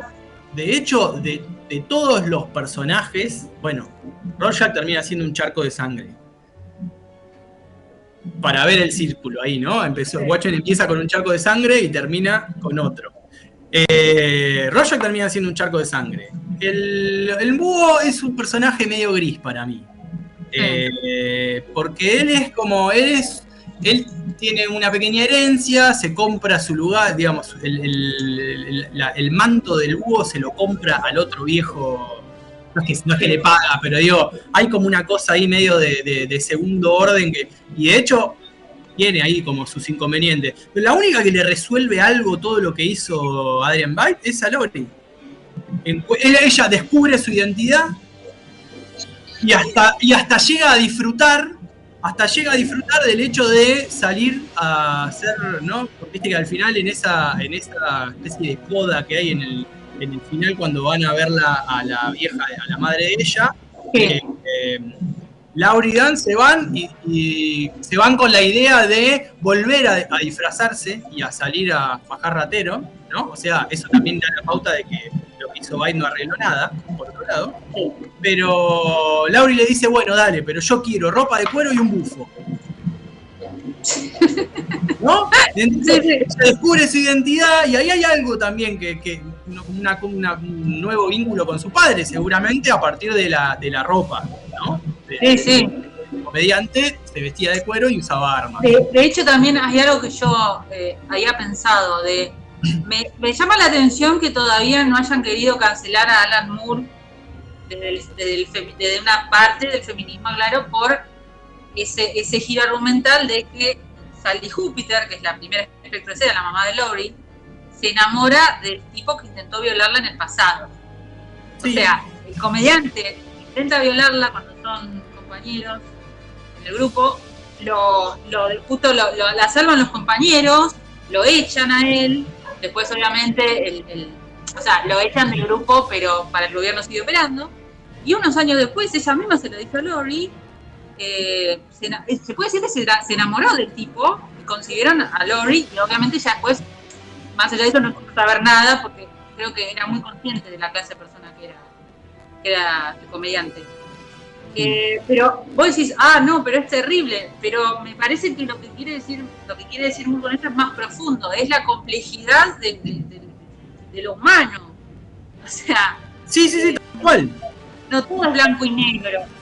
Por otro lado, o sea, más allá de esto que señalás que está muy bueno para pensarlo también como como una problemática de una lectura feminista de Watchmen. Sí. Por otro lado, sí está tensionada la situación de Laurie como pareja de Doctor Manhattan, ¿no? Ella es muy consciente de que cuando Manhattan se va a Marte se quedó en Pampa y la Vía. Se lo dice a Dan, digo, era la novia de vivía en una base yankee y ahora que el tipo no está, no me quieren adentro. ¿Qué hago? Hay una conciencia ahí, digo, más allá de si no tuviera un mínimo de sensibilidad el viejo, no estaría explícito, no sería explícito. Pasaría como algo totalmente normal, ¿no? Y ella dice. Sí, o sea, ella desde que se puso en pareja con el Doctor Manhattan pasó a ser la novia del Doctor Manhattan. Se desdibujó totalmente su identidad. Exacto. Sí, de hecho también pienso en La broma asesina, como Alan Moore, unos años después, él dijo que se arrepintió del trato que le dio a Bárbara Gordon. A Bárbara Gordon, en el sentido de decir,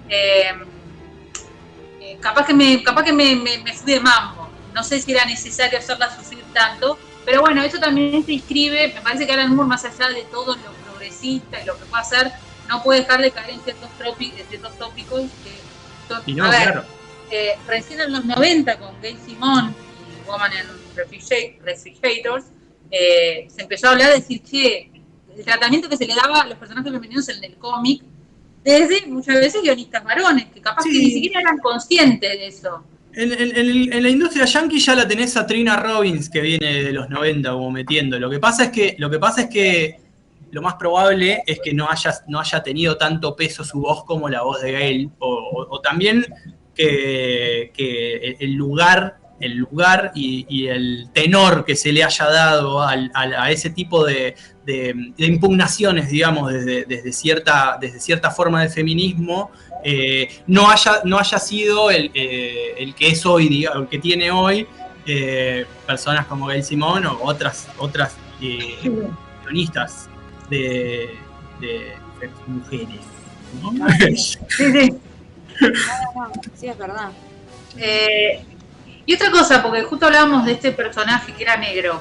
En el caso de Sally Jupiter, la mamá de Lori, el nombre en realidad de ella era el apellido era Jaspexik. Polaco. Yo creo que no me acuerdo si haber leído o lo hablé en su momento en el curso que hice, de que también había ahí como un intento de ella de ocultar ese origen polaco, ese origen inmigrante, o incluso no sé si se puede decir un origen judío o que se podría confundir con judío, porque a los apellidos polacos siempre se le pone el mote es un apellido judío y no, puede ser un apellido polaco católico, que es lo más probable. Entonces también hay como una cosa de ella de decir, bueno, tengo que ocultar esto. Sí, ahora fíjate, ¿no? Si yo ahora no recuerdo de haber no rastreé si en las escenas en las que aparece Sally hay alguna forma de simbología judía, pero tranquilamente uno podría decir que es un judío polaco porque no sería el primer polaco judío exiliado a Estados Unidos. Sí. Digo, tenemos Maus. Sí. ¿No? Bueno. Tenemos a Magneto. Digo, en esa línea fíjate esto. Ella es exiliada, o sus padres, ahora no recuerdo. La hija termina con Dr. Manhattan. Dr. Manhattan es hijo de alemanes exiliados. También, sí. Sí. Es verdad. Es como, sí, eso no lo había pensado. Hay como todas esas que son casualidades o no sé. Sí. En Watchmen no hay muchas casualidades tampoco. Sí, vos recién decías el origen de clase, ¿no? En el caso del Dr. Manhattan, él viene de una familia de clase media trabajadora que él supuestamente tenía que ser, iba a ser relojero como el padre. Un relojero alemán. El tiempo, pero a partir de, creo que era lo que él lo quiere hacer científico es cuando la teoría de la relatividad de Einstein, ¿puede ser? Se descubre la teoría de la relatividad y dice, no, yo quiero dedicarme a estudiar esto. Y ese hecho totalmente fortuito es lo que lo lleva a correrse de este destino relojero, a ser un científico, y ese trabajo científico lo lleva a ser el Dr. Manhattan por ese accidente de... Claro. Pero ahí, en Estados Unidos, en el contexto de Estados Unidos, uno ya tiene que decir, bueno, si puede acceder a estudios universitarios, no es ningún muerto de hambre. No. Ya les pueden pagar eso. Sí, eso por ejemplo es algo que me parece que se pierde un poco en la película, pero que en el cómic tampoco está tan explicitado. Son más lecturas que uno hace. Y lo que pasa es que nosotros desde lejos me parece que también tenemos otra, o sea, nuestro repertorio de representaciones sobre el estudiante universitario en el contexto argentino son bastante distintas de el repertorio de representaciones de un yanqui sobre un estudiante universitario que termina siendo científico. Digo, el científico en Estados Unidos tampoco es un muerto de hambre. No, obvio. No tenés científicos pobres, como acá, como hoy. Claro, ¿verdad? ¿No? Bueno, digo, a nosotros nos queda eso es lo que nos queda lejos, y por ahí también lo que nos permite cierta creatividad también. Yo no digo que esté mal, digo, también uno tiene que como situarse un poco quién, dónde y cuándo está leyendo. Para el yanqui, un científico y es un tipo de la clase media alta. Sí, ni hablar. Porque aparte para llegar a ese tipo de educación tenés que tener ciertas notas para poder acceder a ciertas universidades. Acá, si vos querés estudiar biología marina, vas a la UBA y la estudiás, digamos. Sí, de hecho, sí, hay como un poco más de democratización en lo que son los estudios superiores. Ojo, también esa es una discusión que también podemos dar de si acá... Con millones de matices. Millones de matices, claro. Claramente. Sí, o sea, acá claramente. en Argentina, obvio, no necesariamente tenés que ser de plata, pero sí una clase medianamente, para poder acceder a los estudios universitarios como corresponde, pudiendo bancarte el transporte, la comida, el transporte, los libros, los materiales, tiempo para estudiar. Para poder estudiar como corresponde, tenés que tener una buena base secundaria. No, tener tiempo es caro. No tener que laburar 20 horas por día, sí, también hay algo bien. Pero sí, capaz que no es tan raro que una persona de clase media baja llegue a los estudios superiores como en Estados Unidos. También, otra cosa que veo en común con todos los personajes es que todos tienen como un problema con la figura paterno-materna. O no tienen padre, o no tienen madre, o son huérfanos, o, ¿viste? O sea, Ozymandias es huérfano. Manhattan no tenía madre. El Búho Nocturno tampoco parece que no tenía madre. Laurie no tiene padre, o el padre no es el que ella cree. Es complejísima la situación familiar de Laurie. Yo no me acuerdo de Driver, del búho. Como que. Creo que sí. No habla mucho. El búho es un personaje ornitólogo por hobby, ¿no? Y es un tipo que trabaja, pero que como que. Pequeño, es un pequeño heredero, es un pequeño burgués. Sí, como vos dijiste, como un personaje muy gris. O sea, es un tipo que se decía ser superhéroe, que toma el manto de otro que vino antes de él, o sea, que tiene que llenar esos zapatos. Que después, cuando una vez que le dicen, bueno, te tenés que retirar, ok, me voy a escribir sobre los pájaros. Claro. Y no tiene problema al final tampoco, como diciendo, bueno, está bien, sí, hacé lo que tengas que hacer. Sí, lo que sí recuerdo es que él es el que un poco se pregunta por el tema de, bueno, de qué es lo que, creo que es una escena, la escena esa de la protesta que va con el comediante, que él trata como de hablar con los manifestantes, y el comediante empieza a los tiros, y él dice, pero este es el sueño americano, este es la sociedad que tenemos, el futuro, ¿qué futuro? Esto es una poronga, sí. Básicamente. Tiene ahí como una lucidez, pero no hace nada con eso. Claro, sí. Decide retirarse, bueno, listo, me voy a mi casita, no me jodan. Sí. Que en realidad es Laurie la que lo va a buscar. Claro. Sí, Laurie es la única que... En términos de... tiene voluntad de hacer algo. En términos de problemas con los padres, digamos, este superhéroe de toda la tradición de superhéroe de Estados Unidos no tiene problema con sus padres. Ninguno. Digo, perdón, es algo perdón que interrumpa. Acá no está haciendo nada diferente el Alan, ¿eh? No. Hola. Sí, Gonzalo. Sí, capaz para entender a Night Owl lo que podemos hacer es compararlo con su contraparte la Charlton, que es Blue Beetle, que es un tipo de clase media alta que se construye sus propios aparatos. Estamos hablando de la segunda versión de Ted Cord, justamente. ¿No, Ted Cord es? No. Uy, ahora se me mezclaron los Blue Beetles. Pero la mejor manera de entenderlo, que es un tipo de clase media alta que se construye sus aparatos y no tiene el trauma que tiene Batman. Claro, bueno, es un Batman por otros medios, ¿no? Sí, obvio. Es un Batman por otros medios. Porque en realidad no tenía tampoco ninguna habilidad preponderante, como decir, bueno, Ozymandias era muy inteligente, era un tipo... No, ahí son todos tipos con capucha. Claro, sí. No hay, sí, salvo Manhattan, ninguno tenía poderes, era como...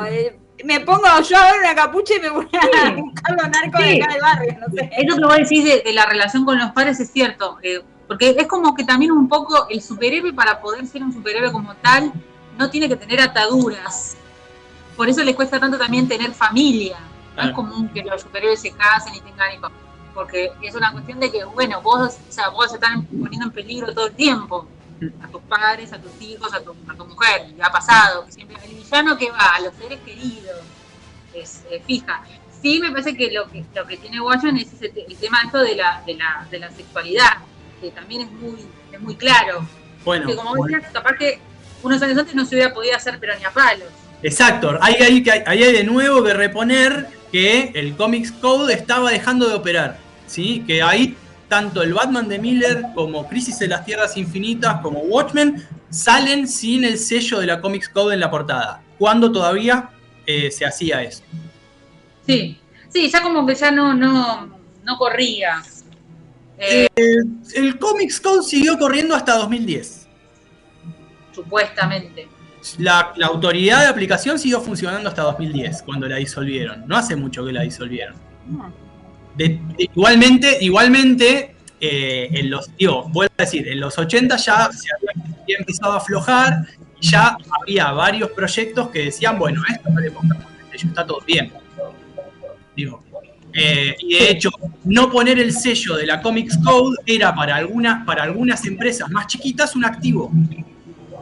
Ellos vendían historietas que no traían el sello de la Comics Code. Historietas para adultos, para gente grande. Bueno, ahí está, claro. Ahí empieza. que volvemos a decir, el público estaba cambiando el público en la historieta de superhéroes. Entonces no es nada raro que alguien que pongan un charco de sangre, una muerte y un garche. Sí, sí. Tiene que ver con todo esto, digo. Capaz, yo no sé si, realmente no leí toda la historieta norteamericana que se publicó en el 86 o antes. No, pero el viejo, no sé, ahora estuve leyendo Swamp Thing de Lala. Y el viejo, digamos, Swamp Thing ya andaba tenía una novia, y de hecho hay uno de los últimos episodios de la historieta, es que a la mina le sacan fotos garchando con un árbol. Que es lo que piensa que es la cosa del pantano. Dice, che, mirá, no sé qué. Bueno. Sí, sí. Había algo que me acordé, ¿no? Vos decías de cómo Adrian Bates tiene poder porque tiene plata y porque tiene todo un conglomerado de medios. Que eso también está presente en The Dark Knight Returns. Todas esas páginas enteras que son debates televisivos de gente diciendo, bueno, ¿Batman es bueno o es malo? Volvió Batman. ¿Por qué volvió? ¿Está bien? ¿Está mal? Se habla también de qué hacer con los villanos. El rol de los medios. ¿Qué? ¿Sí? El rol de los medios, algo, un debate muy actual. Vos que sos el único experto en el país de la vivianología. Que yo te leo en Twitter. Ahora que ya no tiene más programa, ¿la vivianología murió o trasciende? Sigue más viva que nunca. No tiene programa, pero la semana pasada hizo un vivo de Instagram. Bueno, ahí tenés. Bueno, sí, es como decir, igual, el rol de los medios, pero es como que ya se empieza a meter en el cómic esa como metacrítica, de decir, bueno, también me estoy acordando de la Liga de la Justicia. ¿Cómo es el personaje? El personaje que aparece en la película de Wonder Woman, que hace Pedro Pascal. Ay, se me fue el nombre. Max, ¿cómo es? Max Warlord. Bueno. Warlord. Ese, Max Warlord, ahí está. Maxwell. Que también es un tipo que es un millonario, que tiene un montón de guita, que quiere financiar a la Liga de la Justicia para hacer lo que él quiere, obviamente. Pero ya empieza también en los 80 a estar esa cosa de decir, bueno, el rol de los medios, el rol de los empresarios. Sí. Era eso ya en los 70 y en los 80 ya había desconfianza, había una cosa y había, porque si no, al viejo no sé si se le hubiera ocurrido, pero, o sea, uno puede rastrear, o sea, si vos construís el mapa de toda la operación de Adrian Bates, no es solamente diseñar el pulpo, encontrar ahí está la parte más falopa del final, ¿no? Encontrar el psíquico, clonar el cerebro y que haga el pulso. Ese es como la punta del iceberg.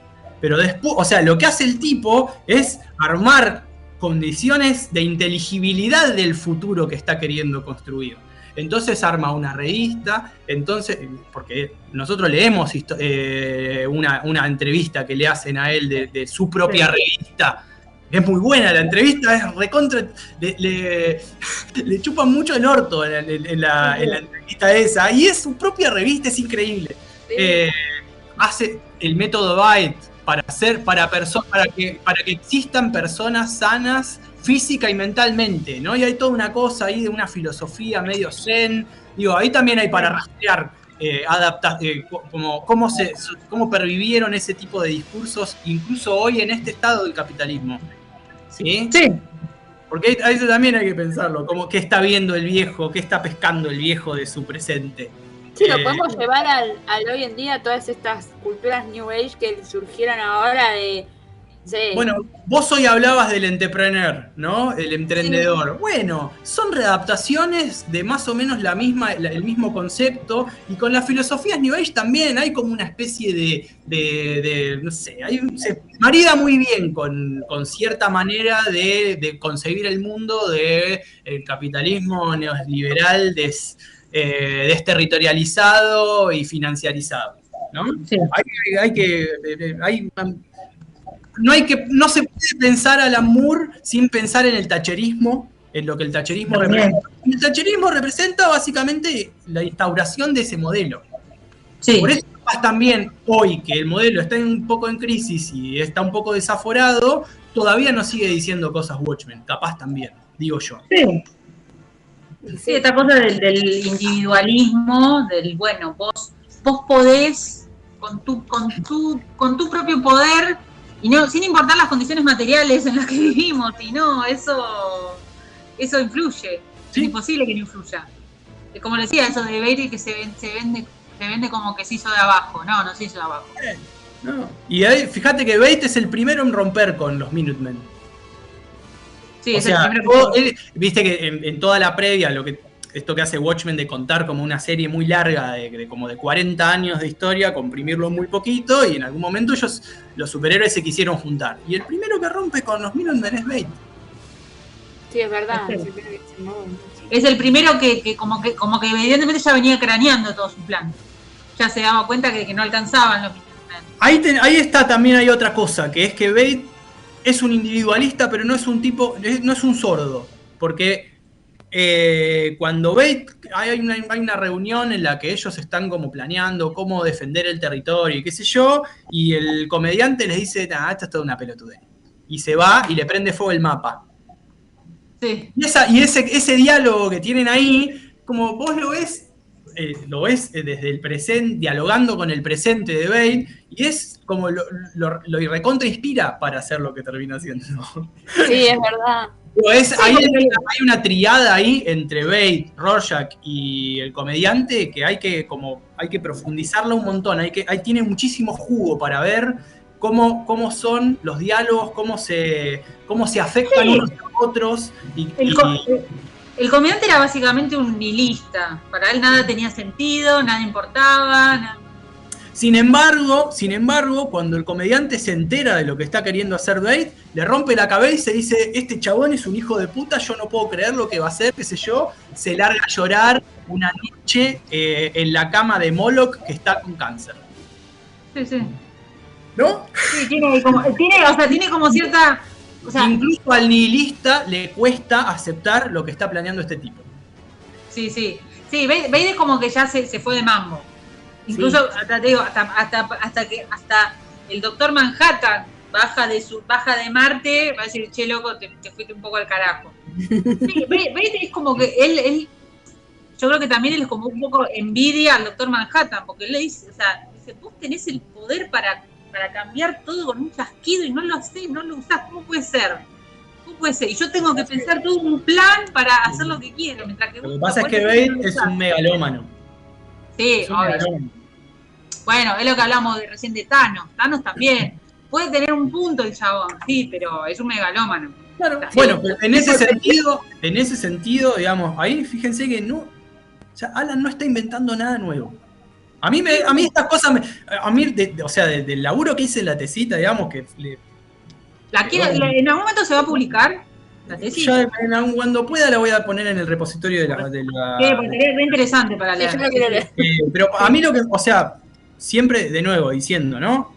A mí la historieta me gusta muchísimo y qué sé yo, pero de todo lo que yo fui leyendo, como lo primero que me apareció fue todos los lugares en los que el viejo Moore no inventaba nada. Tipo, es una historieta, de hecho, incluso hasta en la primera escena en la que aparece Rorschach, ¿sí? Está subiendo a la habitación del comediante y qué sé yo. ¿Cómo sube? Es muy, muy, muy, muy de superhéroe. Tiene una grappling gun, tiene una pistola como Batman. A los Batman de los 60. De hecho, hay así. Digo, hasta en eso es muy del género, que después se arrepintieron y dijeron, che, bueno, no, esto no va. Pero en el principio, hasta en eso es del género. ¿Se entiende?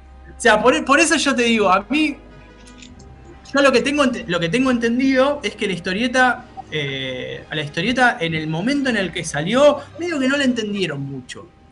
Yo a veces me río y digo que los yankees se quedaron en el charco de sangre, porque viste que después, todo lo que viene después de Watchmen es el grim and grit y todos esos superhéroes así, barbudos, que salen y se cagan a trompadas y quedan los charcos de sangre en la calle, y son moralmente dudosos, pero...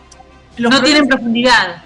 Los problemas morales estuvieron siempre en los superhéroes, y la posibilidad de la violencia también. Digo, tampoco es que no lo entendieron muy bien. Lo que se engancharon es que hay un dilema, hay un enigma policial, digamos, detectivesco, que está muy bien urdido, y que arranca con la muerte del comediante, y cuando vos empezás a... que es lo que le pasa a todos los superhéroes. Cuando una película de espías, empezás a desentrañar. Qué es lo que viene abajo de la muerte del comediante, hay un montón de cosas, ¿no? Claro. Con eso se engancha. Eso fue lo que yo leí, no es una valoración mía, se lo leí. De hecho, si vos lo pensás, y yo decía estas historietas que salieron en el 86, y capaz que la más disruptiva es Maus, si lo pensás. Porque Maus, ¿cuál es la novedad de Maus? Es contar el Holocausto usando la historieta como medio. Y después también usar el tema de los animales antropomórficos como una metáfora, y eso sí es como ¡fua! Eso sí. Pero igual ahí ahí tenés otra cuestión, que es que los animales antropomórficos son una tradición de la historieta yankee desde hace muchísimo tiempo, o sea... Sí, de hecho Spiegelman es como que dialoga con varias cosas. Primero está esa frase que él la pone en el libro, al comienzo, que es de que Hitler decía que los judíos eran como ratas, dice, no son ratas. También estaba en contra del ratón Mickey porque decía que era parte del imperialismo yanqui. Y bueno, y encima Disney. Claro, los animales antropomórficos están en las fábulas de Sopo desde hace 1000 años. Todo el ratoncito que se roba el queso, el león triste, pero capaz que la forma en la que él lo use, para contar qué, usarlo para contar el tema, eso es lo Sí. Eso le da otro tenor, y lo otro que es súper complejo son las capas, los niveles de relato que hay, porque está, o sea, vos tenés la experiencia concentracionaria, pero después tenés la secuencia de las entrevistas entre Art y el viejo, después tenés las charlas que tiene Art con otra gente acerca de las entrevistas que está haciendo con él. Entonces, y aparte también... está interrogando a sí misma a medida que transcurre. Es un relato familiar, es un relato histórico, es también una forma, creo que de Spiegelman de un poco de sacarse todos los traumas familiares que él arrastraba. Sí. Que no es, o sea, el tipo no es fácil ser hijo de dos sobrevivientes del Holocausto con todo lo que se conlleva. Hay algo catártico. Claro. Entonces es como que es muchas cosas al mismo tiempo, Maus. Claro. Bueno, digamos, comparando en ese sentido con Watchmen es mucho más pirotécnica que Maus en términos de cómo está narrada, ¿no? O sea, ahí hay algo que sí me parece que es como un diferencial muy fuerte y que también debe haber sido atractivo, que es que hay una apuesta por una narración compleja. Sí, el tema de los cuadritos, de que son... Vos tenés, primero eso, vos tenés que los tipos, la primera decisión que toman es, que creo que esta se la sugiere Gibbons al Alan. Dice, bueno, nosotros vamos a contar una historia compleja que transcurre en varios tiempos, entonces la tenemos que ordenar desde la página. Y entonces...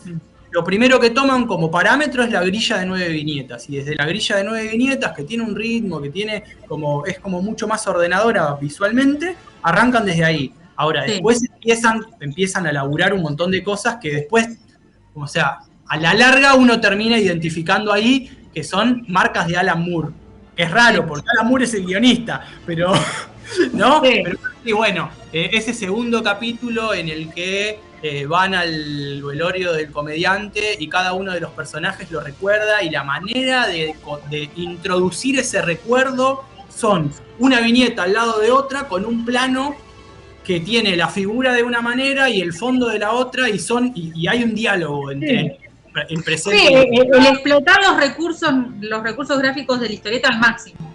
Ahí hay mucha cabeza. Ahí hay muchísima cabeza. Yo pienso, además...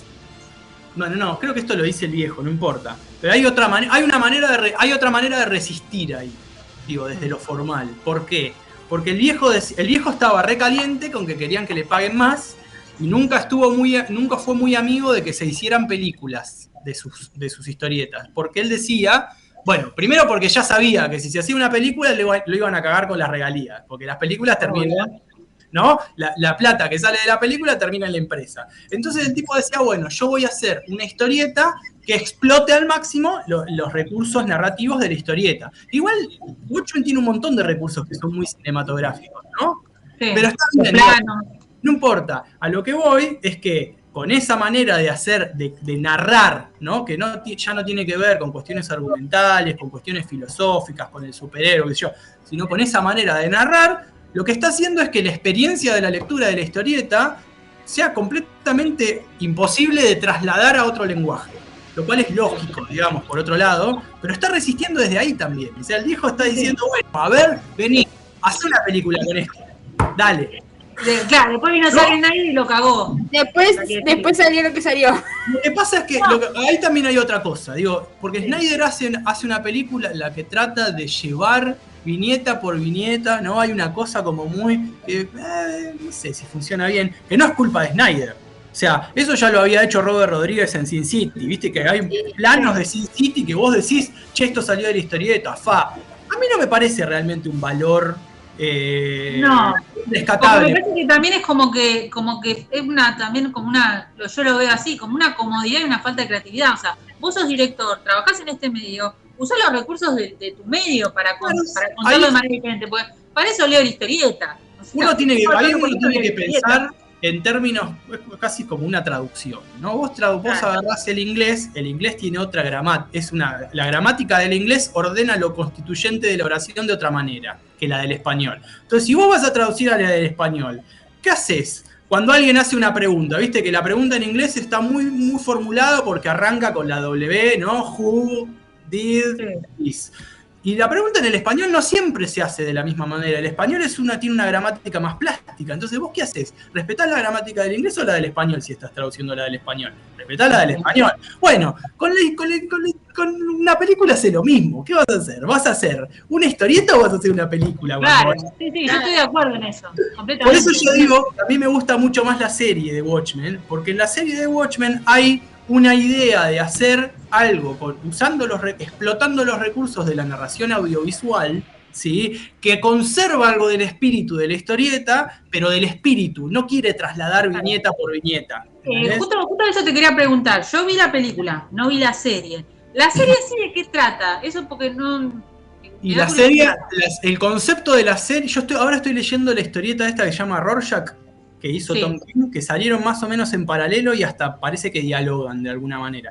La serie arranca 35 años después de la historieta, de la historieta, no de la película, de la historieta, porque el final de la historieta, con todo lo del pulpo, ¿viste? Y toda esa cosa, tiene un lugar importante en el argumento de la serie. Sí. Y arranca, digamos, en un lugar en el que los superhéroes están prohibidos, ¿sí? Robert Redford va por su 4ª presidencia como candidato demócrata, ¿sí?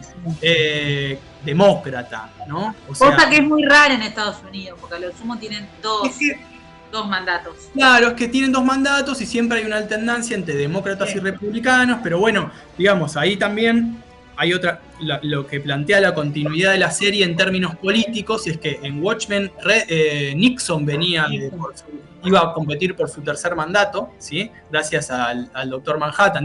Tenés un mandato republicano, tenés un empobrecimiento de la gente, hay una serie de condiciones ahí. Un conservadurismo que se mantiene. Se supone que en la serie lo que vendría a ser lo opuesto, ¿no? Un 4º mandato de un presidente demócrata. En ese contexto, los policías, por alguna razón, en algún momento, dejan de tener la cara descubierta, ¿sí? Entonces hay como una especie de superheroicización del policía, ¿no? Todos los yutas tienen una máscara, y de hecho hay algunos yutas de más rango que directamente tienen como toda su estética propia, ¿no? Entonces la protagonista se llama Sister Night. Es una negra que se viste de negro y es como una especie de monja, pero te recontra caga trompada. De hecho, incluso una de las primeras escenas, por ejemplo, muestra que hay como un cierto grado de control y de burocratización en la policía que impide el gatillo fácil. Hay un tipo que para una camioneta, le hace un interrogatorio al chabón y vuelve al patrullero a pedir que lo autoricen a sacar su pistola. ¿Sí? Nunca llega a sacar. Cosa que es impensado en la realidad de Estados Unidos, de hoy. La serie, digamos, el primer capítulo de la serie empieza con la muerte del jefe de policía de Tulsa, ¿sí? Que es en una especie de ciudad emblemática de algo que retoma la serie que yo desconocía, pero parece que en el 20 o el 30 Tulsa era la Manhattan de la Wall Street de los negros, decían, que era una ciudad. Eso lo conozco, esa historia. Tenía una organización como muy zarpada y qué sé yo. Cayeron un montón de blanquitos con capuchas y pistolas y los hicieron mierda a todos. Entonces, después de esa masacre, Redford, el presidente demócrata, hace una política de reparación, ¿sí? Es más o menos como lo que le arrancamos nosotros al Estado argentino después de que durante casi 10 años se ejerció el terrorismo contra su población, que es reparar a las víctimas, ¿sí? Entonces, si vos podés probar que tenés antepasados negros que vivieron en Tulsa, el Estado te paga, ¿no? Sos un planero ya. Perdón, no sé si vos ves la serie Atlanta. No. Bueno, yo la veo, en realidad la veo por una cuestión de laboral, pero lo que tiene, bueno, no sé si la conoces, Atlanta es de este chico Donald Glover, el joven, no el viejo. Y hay un episodio en donde plantea que los negros le pueden pedir a los descendientes de los esclavistas de sus antepasados, le pueden pedir como una indemnización y básicamente le pueden sacar todo. La casa, o sea, le dicen, vos me tenés que pagar y no tengo, bueno, dame tu casa. Y vos decís, es una locura, pero en una sociedad tan compleja como Estados Unidos, tranquilamente mañana puede pasar. O sea, bueno, porque tienen esa culpa de cómo... Es que acá también hay que pensarlo, digamos, la serie a mí me gusta mucho porque hay que pensarla también en el contexto de que salió en 2019, o en 2019, después de la primera masacre, de un yuta que mató a un negro por andar por la calle, digamos, viste que los jugadores de fútbol le apoyaban la rodilla en la tierra ya de antes de lo de George Floyd. Bueno, fue por eso, digamos. Hubo como con la presidencia de Trump, hubo toda una especie de renacer, digamos, de puesta en tensión de nuevo del conflicto racial en Estados Unidos, y la serie se inserta ahí.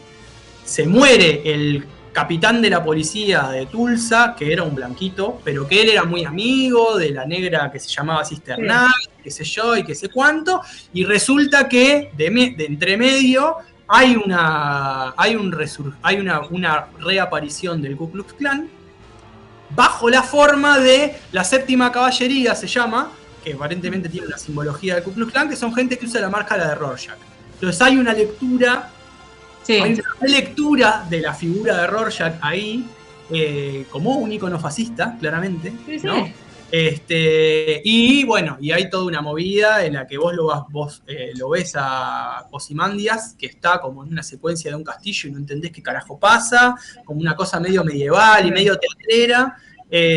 No está Doctor Manhattan, Laurie Shuspeczyk, la vieja Silk Spectre, adopta el apellido de su padre y pasa a trabajar para el FBI. Digo, ahí también hay una continuidad, pasa a trabajar para el FBI.